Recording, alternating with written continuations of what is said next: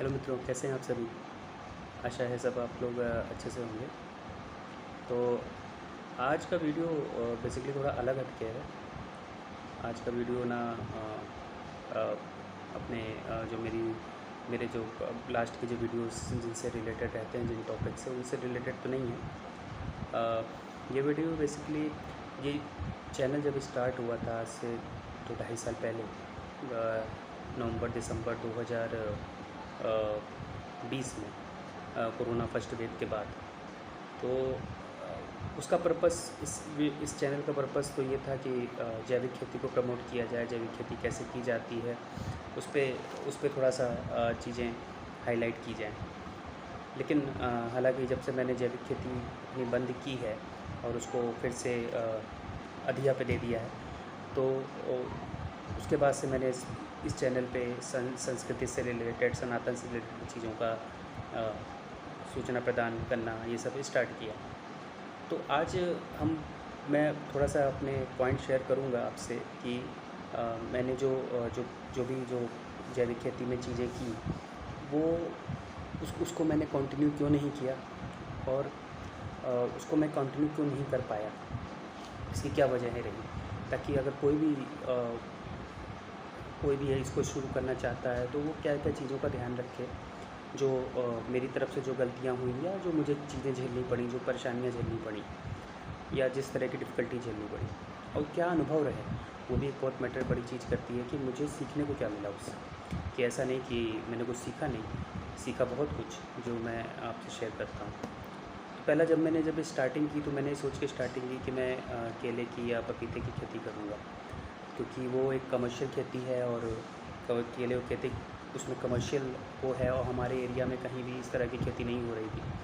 तो गेहूँ, धान और जो पारंपरिक चीज़ें हैं, सरसों, दाल, इन्हीं की खेती होती है। दाल में भी ज़्यादा वैरायटी नहीं, तो इस वजह से मैंने माना कि मैं खेती स्टार्ट करूँगा तो केले और पपीते की करूँगा, क्योंकि वो कमर्शियल होगी।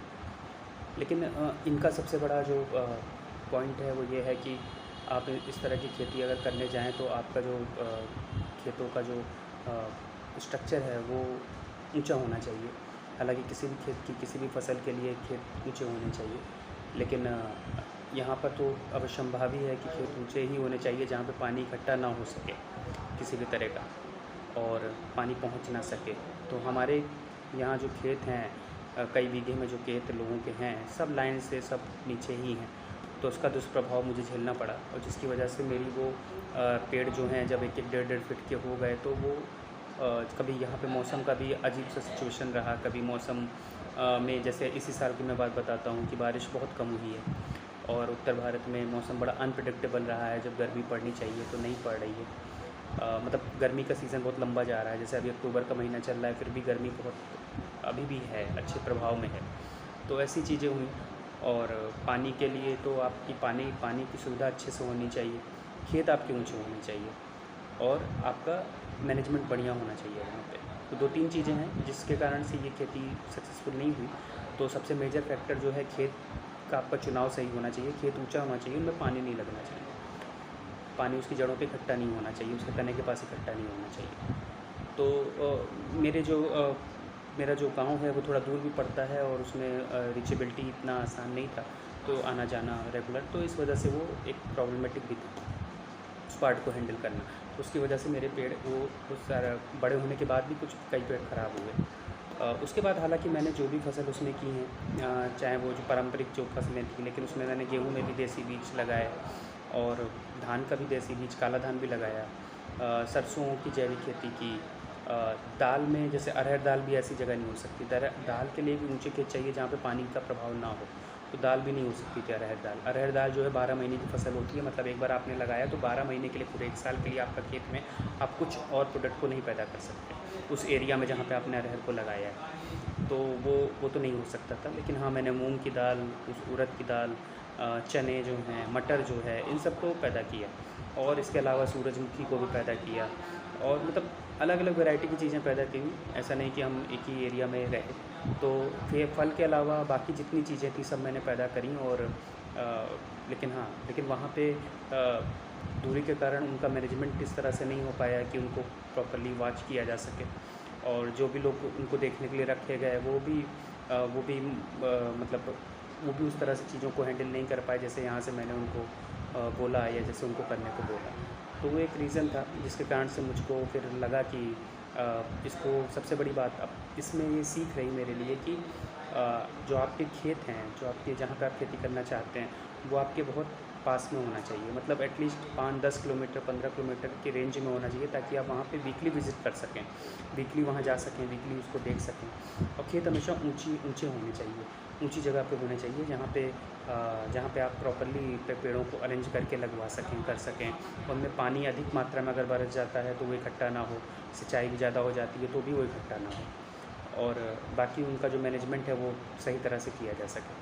तो ये चीज़ें ये सीख रही हूँ उससे कि अगर आगे कभी भी पोस्ट रिटायरमेंट अगर उन चीज़ों को कर सकते हैं तो इस तरह से उनको फॉलो करना चाहिए। दूसरा जो सामाजिक चीज़ें रहीं कि आपने पंचायत सीरीज़ देखी होगी, पंचायत 1, 2, 3, थर्ड भी आने वाला है। तो अपने यहाँ मुझे पहली बार गाँव में इस तरह की चीज़ों का अनुभव हुआ कि मतलब जो पंचायत सीरीज़ है वो पूरी सामाजिक दृष्टि आज के गाँव की ही दिखाती है उत्तर भारत में। तो मुझे और राज्यों का नहीं पता, लेकिन हाँ, उत्तर भारत में तो यहाँ के राज्यों का दिखाती है, यहाँ के गाँव का दिखाती है कि मतलब जो स्थिति वहाँ पर थी पंचायत में थी, वैसा ही कुछ स्थिति मुझे भी फ़ेस करनी पड़ी। मतलब सेम टू सेम ऐसी स्थिति चीज़ें फ़ेस करनी पड़ी। एक किस्सा मैं बताता हूँ आपको छोटा-सा कि क्या हुआ कि मैंने जिस व्यक्ति को अपना खेत वगैरह देखने की ज़िम्मेदारी दी थी पर मंथ सैलरी के बेसिस पर, वो मेरे पड़ोस का ही लड़का था, मतलब वहाँ गाँव के। और तो उसको काफ़ी लोग कहते थे कि नहीं भाई इनकी खेती आप छोड़ दीजिए, नहीं करिए। इस तरह की चीज़ें चलती रहती थी, तो मैं उसको अवॉइड करता था और उसको भी समझाता था। तो खैर वो चीज़ें तो संघर्ष चलता रहा।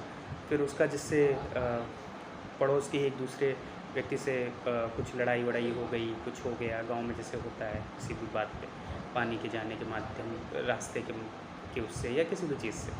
तो उससे क्या हुआ कि फिर वहाँ की जो जिससे लड़ाई हुई उसकी पत्नी ने, उसकी पत्नी से भी लड़ाई हुई होगी। मुझे इतनी जानकारी नहीं, लेकिन जो मुझे जानकारी मिली उसके अकॉर्डिंग उस महिला ने वहाँ के लोकल जर्नलिस्ट के साथ मिल के एक तख्ती लेके और उसमें जिसको मैंने अपने यहाँ खेत में रखा था काम के लिए, उसका नाम वगैरह सब बाकायदा लिख के कि उसने मेरे ऊपर हमला किया है और ये किया है, वो किया है।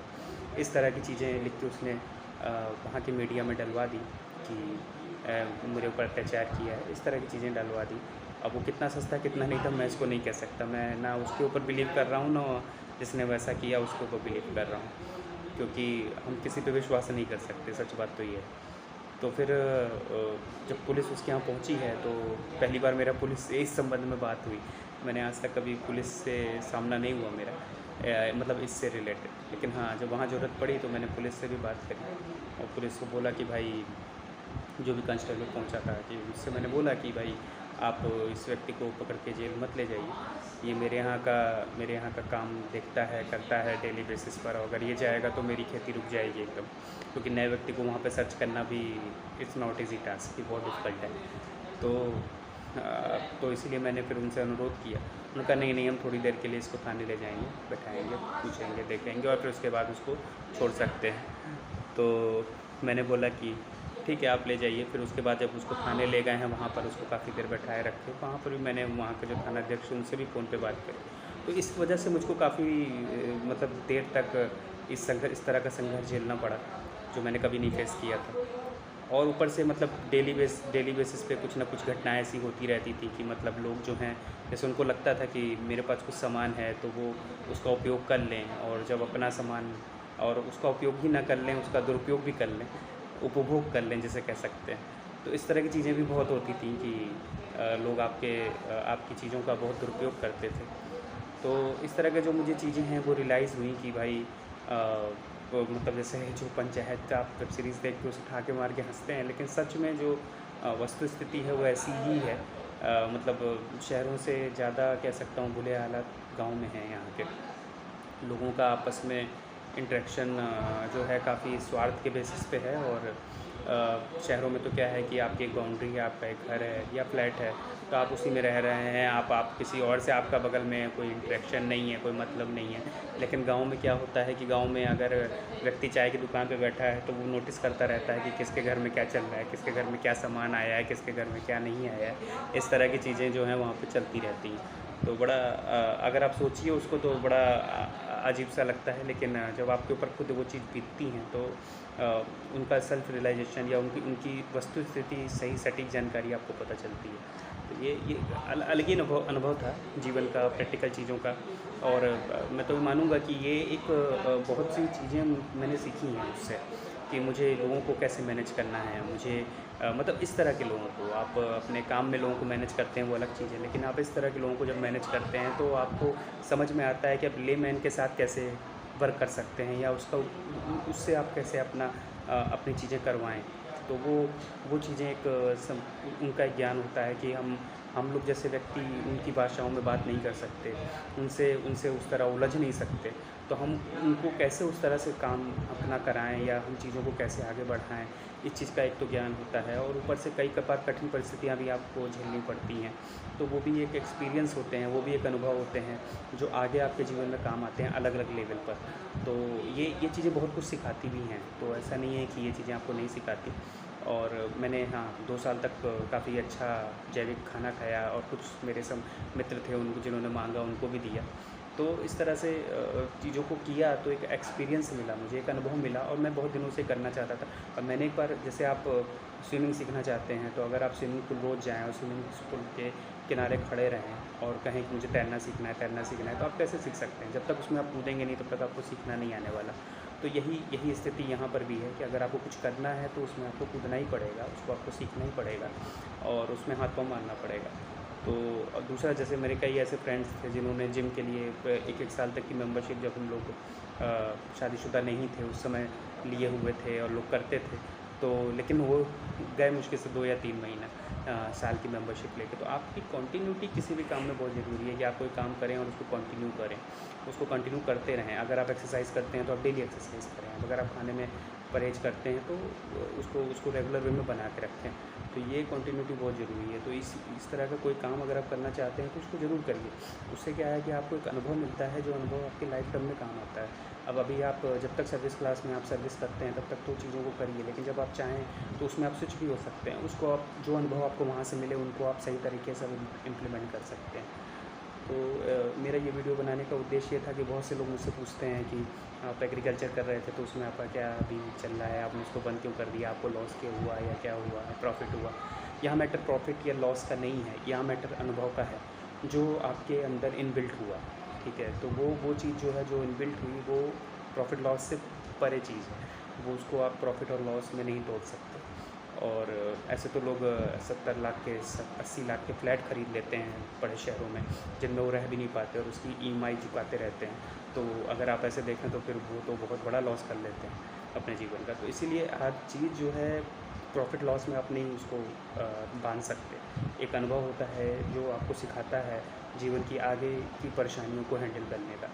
तो इसने मुझे काफ़ी स्ट्रेस भी दिया, काफ़ी भाग दौड़ भी दी फिज़िकली, लेकिन हाँ, इससे लर्निंग भी मुझे बहुत सी चीज़ें हुई, और मुझे पता चला कि कौन सा साइकिल में, कौन सा मौसम में कौन सी चीज़ें लगाई जाती हैं, कैसे कौन सी चीज़ प्रोड्यूस की जाती हैं, कैसे कैसे उनको उनसे काम लिया जाता है या उनको कैसे यूज़ किया जाता है, मैन पावर का यूज़ कैसे किया जाता है खेती में।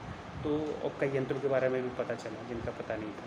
तो ये एक ऐसी लर्निंग है जो आगे जाके आप कहीं भी किसी भी काम में, ये केवल एग्रीकल्चर में नहीं, किसी भी काम में अगर इस तरह की आप लर्निंग लेते हैं तो जो आप करना चाहते हैं तो वो उसको आप आगे कहीं ना कहीं यूटिलाइज़ कर सकते हैं जब भी आपके पास आगे समय हो, और उसको बेहतर तरीके से कर सकते हैं। तो ये एक छोटा सा वीडियो था जो इससे रिलेटेड था, और आपको अगर कोई भी क्वेश्चन हो, कोई भी वो हो, तो आप इसके कमेंट में मुझसे पूछ सकते हैं। और अगर आपको वीडियो अच्छा लगा तो लाइक, कमेंट और शेयर ज़रूर करिए, और आगे फिर मिलते हैं अगले अंक में।